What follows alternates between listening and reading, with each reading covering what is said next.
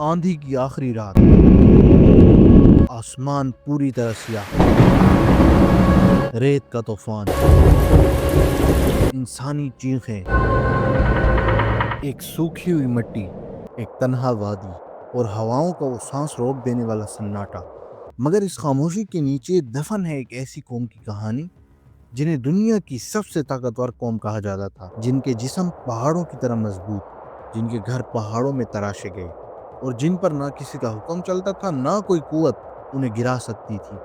لیکن ایک دن وہ قوت جو ہر قدرت پر قادر ہے ان کے سامنے آ گئی اور سب کچھ تبدیل کر دیا۔ یہ عاد کی کہانی ہے، یہ قوم ہود علیہ السلام کی کہانی ہے۔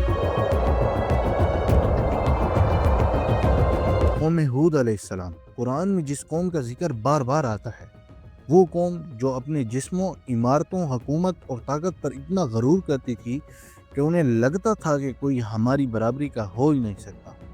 یہ کہانی صرف ایک قوم کی تباہی کی نہیں، بلکہ یہ عبرت ہے ان سب کے لیے جو قدرت کو بھول کر اپنی طاقت پر فخر کرتے ہیں۔ ہود علیہ السلام ایک عظیم نبی جنہیں اللہ نے عاد کی طرف بھیجا، وہ عاد جو سب سے پہلی بڑی تمدن ساز قوم تھی، لیکن ان کا انجام دنیا کے سب سے بڑے عذاب میں سے ایک بن چکا۔ آج ہم اس کہانی کو قرآن کے الفاظ اور حقیقت کے ساتھ سمجھیں گے۔ بیابان کا ایک ایسا علاقہ جسے آج ہم احقف کے نام سے جانتے ہیں، یہاں رہتی تھی قوم عاد، ممنون قوت والی۔ ان کے جسم لمبے، مضبوط اور شاندار تھے، ان کی عمارتیں پہاڑوں کی قسم کی، ان کی بنیادیں پتھر کی۔ وہ چند دنوں کا سفر چند گھنٹوں میں طے کر لیتے اور اپنی قوت پر اتنا فخر کرتے کہ کہتے من اشہد منا قوہ، ہم سے زیادہ طاقتور کون ہے؟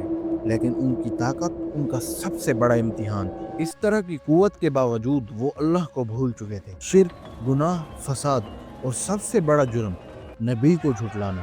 اللہ نے ان کی ہدایت کے لیے بھیجا ہود علیہ السلام۔ ہود علیہ السلام نے انہیں پیار سے، حکمت سے، عزت سے دعوت دی، صرف اللہ کی عبادت کرو، وہ جسے تم جانتے ہو، وہ تمہیں سب کچھ دیتا ہے۔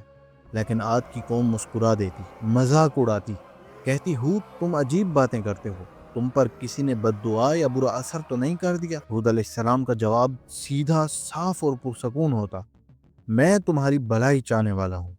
مگر عاد کے سردار جو طاقت میں سب سے آگے، وہ اپنی قوت میں ڈوب چکے تھے، وہ کہتے ہود عذاب لانا ہے تو لے آؤ، ہم دیکھ لیں گے۔ یہ الفاظ عذاب کے دروازے کھول دیتے ہیں۔ عاد کی قوم کا پہلا عذاب قہاری ایک سزا نہیں بلکہ ایک چیتاونی تھی۔ سالوں تک بارش رک گئی، زمین سوکھ گئی، ہواؤں نے رحم کرنا چھوڑ دیا، ہر طرف پیاس، ڈر اور بے چینی۔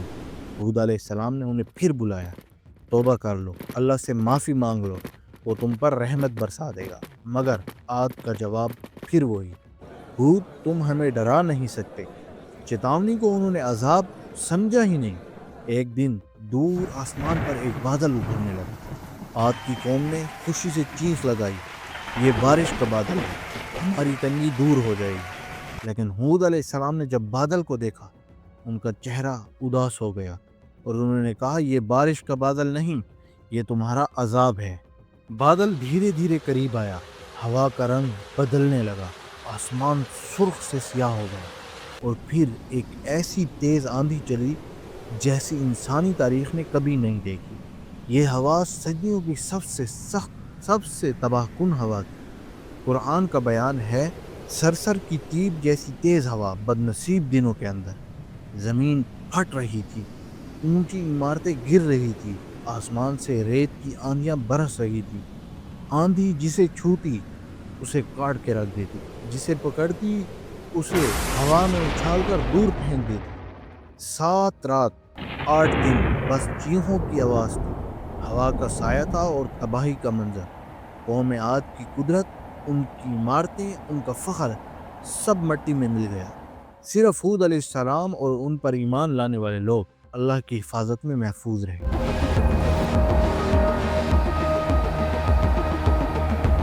آندھی کی آخری رات، آسمان پوری طرح سیاہ، ریت کا طوفان، انسانی چیخیں اور زمین ہلتی ہوئی۔ عذاب کا وہ آخری لمحہ جہاں انسان کی सारी कुव्वत और अल्लाह की कुदरत आमने सामने नजर आती है। कौम आद को एक पल में समझ आ गया कि जिस तख्त पर वो फख्र करते हैं वो कुछ भी नहीं, वो सिर्फ एक कागज जैसी थी और अल्लाह की सरसर हवा ने उसे फाड़ कर हवा में उड़ा दिया। जब सुबह का उजाला फैला तो आद की कौम का कोई निशान बाकी ना था, सिर्फ उनके गिरे हुए जिस्म और उनकी इमारतें जो रेत में दफन हो चुकी थी। कुरान ने इस मंजर को यूं बयान किया, गोया वो गिरे हुए खजूर के तनों की तरह बिखरे पड़े थे। एक पूरा तमद्दुन मिटा दिया गया। जमीन गवाह बन गई कि अल्लाह की कुदरत के सामने कोई ताकत नहीं चलती। कौम आद की कहानी सिर्फ एक कौम के हलाक होने की कहानी नहीं, ये सबक है कि ताकत जिस्म की हो, इमारतों की हो, आवाज़ की हो, हुकूमत की हो, अगर ईमान और तकवा से खाली हो तो एक लम्हा उसे गिरा सकता है।